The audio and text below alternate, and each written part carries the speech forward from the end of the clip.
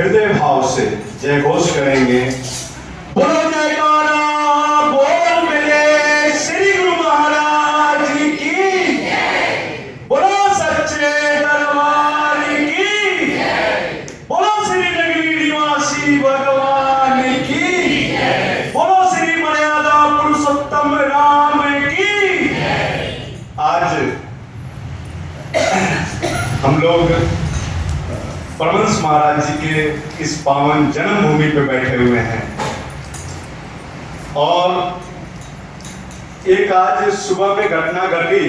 इस रास्ते से जा रहे थे तो उन्होंने कहा कि मनोज जी, दादा गुरुदेव और श्री गुरु महाराज जी पर तो रोज चर्चा होती है, रोज सुनाते हो कभी बगल में भगवान राम को रखे हो, और चूंकि होली का त्योहार है और इन्होंने जो 10 अवतार हैं उसमें नरसिंह अवतार भी थी, तो थोड़ी चर्चा भगवान राम पर भी हो जाए। तो हमने कहा कि भाई हमारे दादा गुरुदेव तो रामनवमी के ही दिन अवतार लिए थे, और जब माता पिता से जब ये बात आई कि भाई क्या नाम रखा जाए इनका, तो उन्होंने कहा कि भाई ये तो आज रामनवमी है, पूरा जगत जो है मर्यादा पुरुषोत्तम राम का जन्म उत्सव मना रहा है, तो वैसे ही नामकरण भी इनका हुआ। बचपन का तो नाम इनका हापू बाबा राम नारायण राम याद रखा गया। गुरु महाराज जी की ये लीला है कि आज इतने दूर से, अब देखो हमारे सुरेंद्र जी हैं और ये रमेश गुलाटी जी, ये बड़े प्यार वाले भगत हैं। और सबसे प्यार तो हम क्या कहें कि हमारे अंकल जी जो हैं डॉक्टर साहब नारायण दास अरोड़ा जी, ये अमेरिका से आए हुए हैं और भारत के हैं, भारत की मिट्टी में पले बड़े, और फिर ये अमेरिका चले गए और काफी सारी उपाधियां देश से भी विदेश से भी मिली हुई है इनको, और उनकी धर्म पत्नी भी है। तो कल जो है इनका जन्म उत्सव मनाया गया।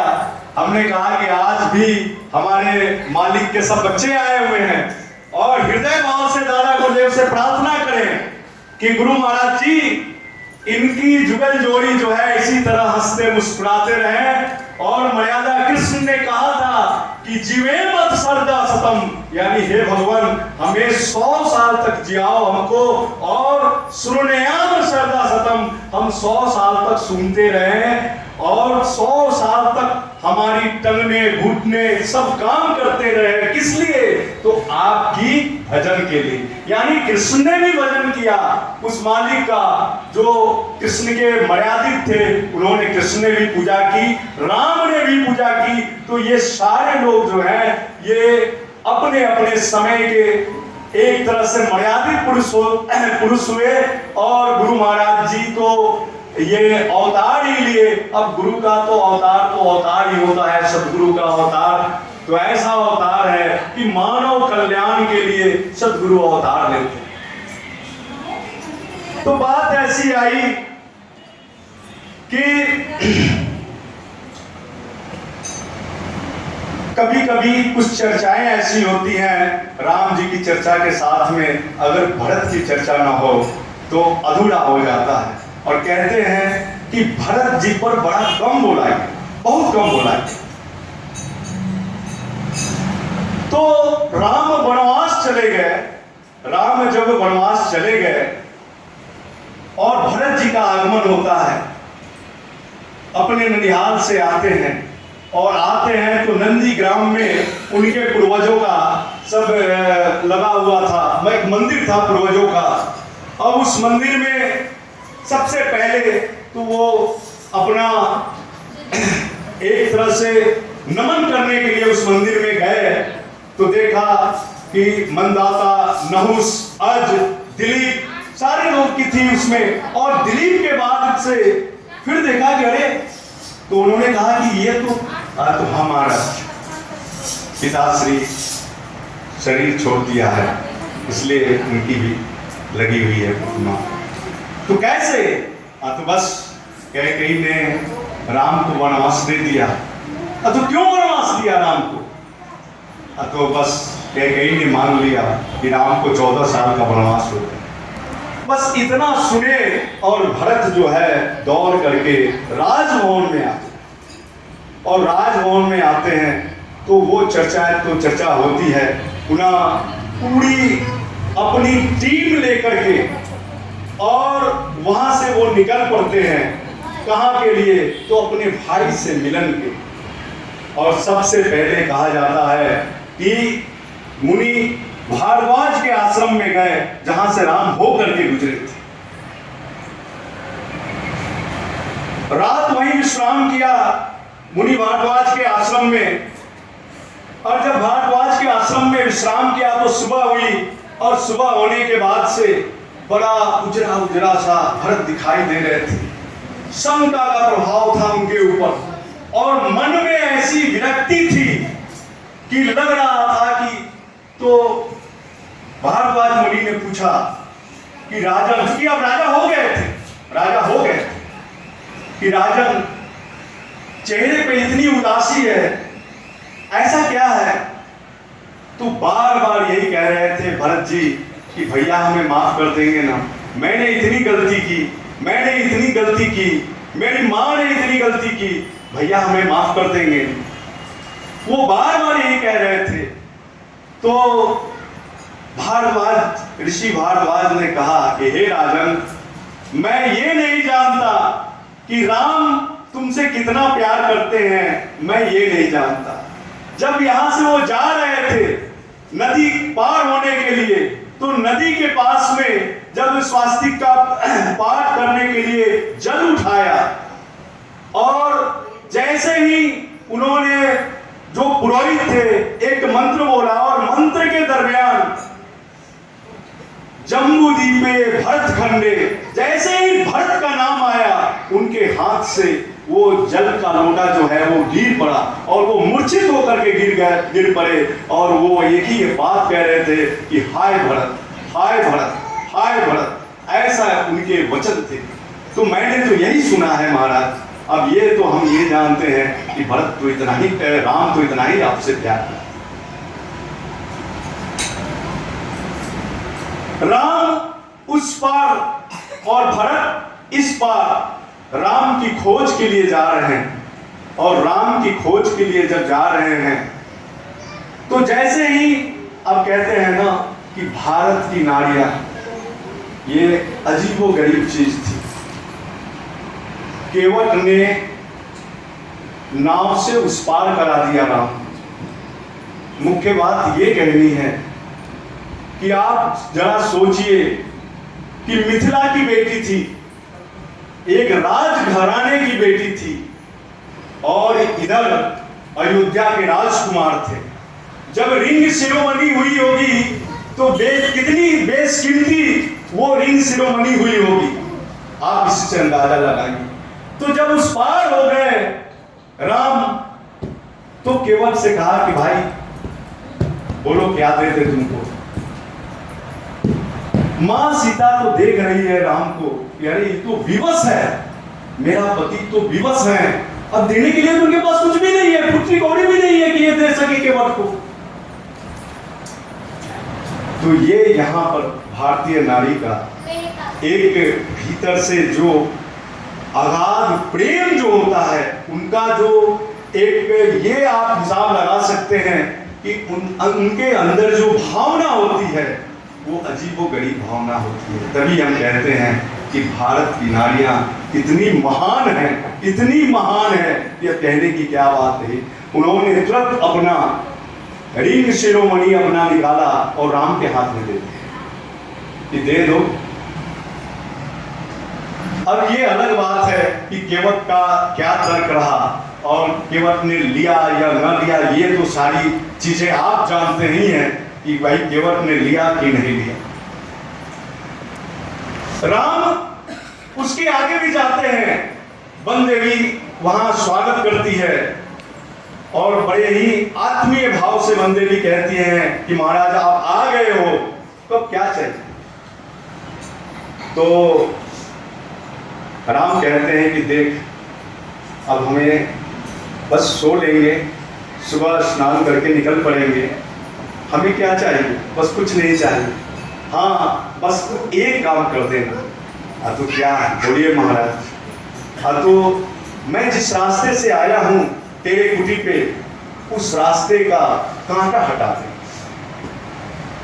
तो वन देवी को बड़ी उत्सुकता हुई कि महाराज आप तो आ चुके हैं, फिर कांटे क्यों आ जाए हम। तो नहीं, हटा दे। तो फिर उसकी और उत्सुकता बढ़ी कि अच्छा महाराज क्यों कांटे हटाते हैं हम वहां से। तो देख, अगर कहीं इस रास्ते से भरत मुझसे मिलने के लिए आया और उसको एक भी कांटा चुभ गया तो वो उसका दिल टूट जाएगा और वो यही चिल्लाने लगेगा कि मेरे कारण मेरे भैया को इन कांटों से होकर के झेलना पड़ा। तो फिर वन देवी ने एक सवाल कर दिया कि महाराज आप जिस रास्ते से आ गए, क्या भरत इतना कोमल है, क्या भरत इतना कोमल है। तो भगवान राम ने कहा कि वो तो वज्र के समान है, वो कोमल नहीं है, वो तो वज्र के समान है। इंद्र का वज्र भी उसके छातू से ला करके टकरा जाएगा तो भी टूट जाएगा, वो इतना महान है वो। लेकिन बस यही बात है कि वो अगर देखेगा कि मेरे कारण भैया को इन कांटों से होकर के गुजरना पड़ा है तो उसका दिल टूट जाए। कहते हैं कि भरत जी पूरी टीम लेके गए थे कि भैया राम को मनाने के लिए, कि मेरी नहीं सुनेंगे तो माता कौशल्या का सुन लेंगे, मां सुमित्रा का सुन लेंगे, महाराज जनक जी का सुन लेंगे, ससुर जी को भी थे, ससुर जी भी तो साथ में थे, ससुर जी का सुन लेंगे। ये अलग बात है कि थोड़ा आगे पीछे पहुंचे थे वो। और देखिए भरत जी जब गए, भरत जी के पास में जब जनक महाराज जी आए तो उन्होंने ये बात कही कि देख भरत, मैं तेरे प्रेम में बह करके कोई बात कहने वाला नहीं हूं, मैं वही बात कहूंगा जो राम के लिए मर्यादित हो और राम जो है उसको निभा सके। मैं वही बात कहूंगा, तेरे प्यार में बह करके मैं उनको कुछ आदेश नहीं दे सकता, मैं वही सत्य बात कहूंगा जो राम के लिए मर्यादित हो। भरत जी चलते जाते हैं और जा करके ये मिलन होता है इनका। मिलन होने के बाद से कहते हैं जनक ने एक फैसला सुनाया, बड़ा ही विचित्र फैसला था कि प्रेम के भाव में राम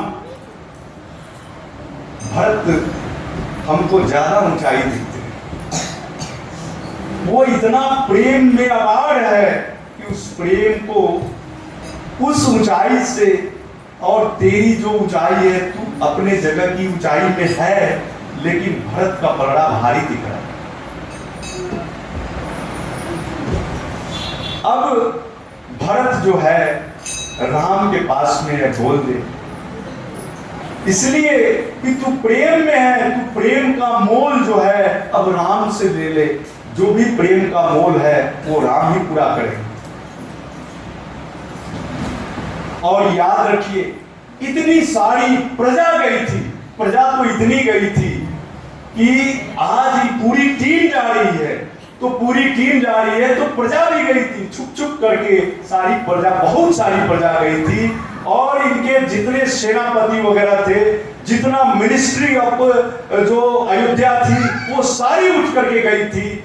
गुरु भी गए हुए थे, राजा जनक भी गए हुए थे, तो सारे लोग गए हुए थे। और सारी प्रजा का क्या मन था बोलो, राम को वापस आने का ना। सारी प्रजा तो यही चाह रही थी कि राम अगर वापस आ जाए तो सब प्रजा खुश हो जाए। लेकिन राम ने, कभी कभी ऐसा होता है कि जनमत का लिया हुआ फैसला भी सत्य नहीं होता। ये सिद्ध करके आज हम बताने की कोशिश करेंगे कि जनमत का भी फैसला होता है तो वो कभी सत्य नहीं हो सकता। नीति सत्य होती है, नीति सत्य होती है। राम अगर इन सारी प्रजा और उनके जितने भी भरत महाराज जी के जो कैबिनेट था वो सारे लोग गए थे, गुरु भी गए थे, उनके ससुर भी गए थे, सब लोग गए थे और ये मना लेते और राम मान जाते, तो राम मान जाते तो वो या अयोध्या वापस चले आते और सारी प्रजा खुश हो जाती। लेकिन राम ने वहां जनमत का फैसला नहीं माना, वहां नीति का फैसला। नीति क्या कहती है और इसी नीति के सहारे वो चले, उसी नीति के सहारे और कहते हैं कि देवताओं में खलबली मच गई। जब ये जा रहे थे भरत जी राम को लाने के लिए तो देवताओं में खलबली मच गई कि अरे अभी तो गया है ये राम, अभी तो जंगल गया है, कहीं ऐसा नहीं हो कि भरत के प्यार में ये वापस चला आया अयोध्या। अब सोचो क्या बात हो सकती है, क्या बात हो सकती है, सोचो आप जरा सा। तो सरस्वती के पास जाकर के कहे सारे देवता लोग कि अरे तू भरत की बुद्धि हर ले। तो सरस्वती कहती है कि अरे तुमने कहा, सारे देवताओं ने कहा तो मैंने मंथरा की बुद्धि हर ली, सारे देवताओं ने कहा तो मैंने कैकेयी की बुद्धि हर ली, और मोसे कहते हो कि भरत का बुद्धि हर ले। अरे जिसके 1000 आंख अगर हो और उसको सुमेरु न दिखता हो और उसको कहते हो कि हम भरत की बुद्धि हर ले, वो मुझ में ताकत नहीं है, वो मुझ में ताकत ही नहीं। और यहां यही बात आती है श्री दादा गुरुदेव महाराज जी की कि इनके गुरु की एक ऐसे ही अनायास एक व्यक्ति ने इनको इनके बारे में बोला, दादा गुरुदेव चुपचाप रहे, बिल्कुल चुपचाप रहे। उसके बाद से इनके गुरु केदार घाट वाले प्रभंस महाराज जी को उल्टा सीधा बोलने लगा, बिल्कुल उल्टा सीधा बोलने लगा। तो उसने कहा, हमारे प्रभंस महाराज जी ने कहा कि देख भाई, मेरे बारे में तू चाहे 4 घंटे गालियां दे दे, हमको कोई दिक्कत नहीं है, लेकिन मेरे गुरु के बारे में अगर एक शब्द भी अगर इसके बाद से अगर तुमने गलत बोला तो सन्यासी का मर जाना अच्छा है अपने गुरु के शान के खिलाफ, लेकिन जीना अच्छा नहीं है। अगर तूने एक भी अगर इसके बाद मेरे गुरु के खिलाफ कुछ भी बोल दिया तो ये ठीक नहीं होगी। और दादा गुरुदेव ने खट से तलवार निकाला, ये संजोग था कि उसकी उंगली ही कटी। अब यही बात आती है कि जो राम किए वो हमारे प्रभंस महाराज जी ने वही नीति की बात करी। सारे अफसर, सारे मुलाजिम, सारे लोग आकर के कहने लगे कि महाराज हमारी भी कोई मर्यादा है, अब जज के कुर्सी पर बैठ करके हम गलत तो फैसला नहीं दे सकते, लेकिन हम ये कहेंगे कि बस आपको इतना ही कहना है कि हमने उसको नहीं मारा, हमने उसको नहीं मारा, बस सिर्फ इतना ही कहना है। दादा गुरुदेव ने कहा कि ये तो हो ही नहीं सकता, हो ही नहीं सकता। अगर दादा गुरुदेव अगर ये स्वीकार कर लेते तो आप ये बताओ कि नीति की बात कहां रह जाती, सत्य की बात कहां रह जाती। तो ये राम का ही ये बात इन्होंने दोहराया है कि वहां नीति प्रबल है। उन्होंने कहा कि देख, चाहे तू जो कुछ भी कह, मैंने मारा है, मैंने मारा है। मेरे गुरु के साथ, मेरे गुरु के खिलाफ वो बोल रहा था, मेरे खिलाफ अगर बोलता तो कोई बात नहीं था, लेकिन मेरे गुरु के खिलाफ बोल रहा, मैंने मारा है तो अदालत में यही कहूंगा। और कहते हैं कि दादा गुरुदेव को 3 महीने के लिए जेल की सजा हो गई, 3 महीना ये जेल में भी रहे। तो मूल बात ये कहनी है कि हम लोग जो त्योहार मनाते हैं, उस त्योहार के लिए हम लोग ऐसे मना लेते हैं, मना लेते हैं। अगर सच पूछे तो हमारे मालिक का जो नरसिंह अवतार हुआ था, ये अवतार भी असत्य पर सत्य की विजय की थी। और इस भावना के साथ अगर हम मनाएं तो हमको लगता है कि आपके हृदय में एक मानवता का प्रेम जगेगा, इसमें कोई दो मत नहीं।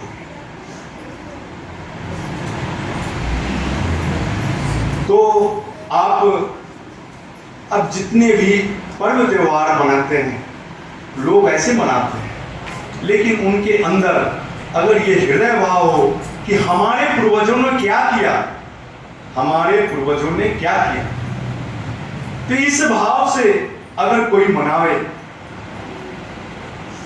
तो हम कहते हैं कि उसके अंदर जरूर मानवता का गुण आएगा। आज और भी सारे लोग भरे हैं। अब हम तो डॉक्टर साहब से भी कहेंगे कि दो शब्द, आप इतने दूर बैठे हैं, बहुत सारे कंट्रीज घूमे हैं, क्या आपने उस चीज को लिया है और हम लोग के साथ अगर शेयर करें तो थोड़ा हम लोग को भी आपके में थोड़ा अच्छा लगेगा। और हम तो रमेश गुलाटी भैया जी से भी हम कहेंगे कि दो शब्द मालिक के दरबार में अगर कुछ बोलना चाहें तो निधर कुछ बोल सकते हैं, अपने भाव रख सकते हैं। बोलो जयकारा बोल मेरे श्री गुरु महाराज।